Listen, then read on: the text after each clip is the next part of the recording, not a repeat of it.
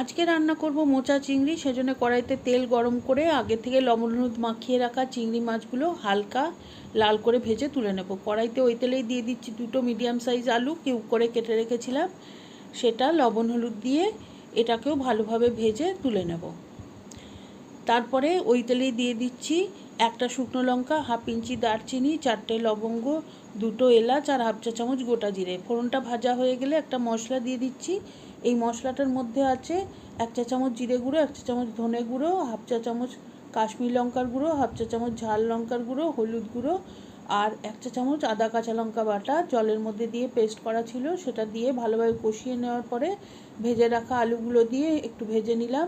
দিয়ে দিয়েছি সেদ্ধ করে রাখা ছোলা আর মোচাটা আগেই লবণ হলুদ দিয়ে সেদ্ধ করে রেখেছিলাম। এখন দিয়ে দিয়েছি ভেজে রাখা চিংড়িগুলো আর সামান্য সময় রান্না করে নেওয়ার পরে দিয়ে দিচ্ছি আন্দাজ মতো চিনি, একটুখানি গরম মশলা, 1 চা চামচ ঘি। সব কিছু ভালো করে মিশিয়ে নিলেই তৈরি মোচা চিংড়ি। গরম গরম ভাতে সার্ভ করুন।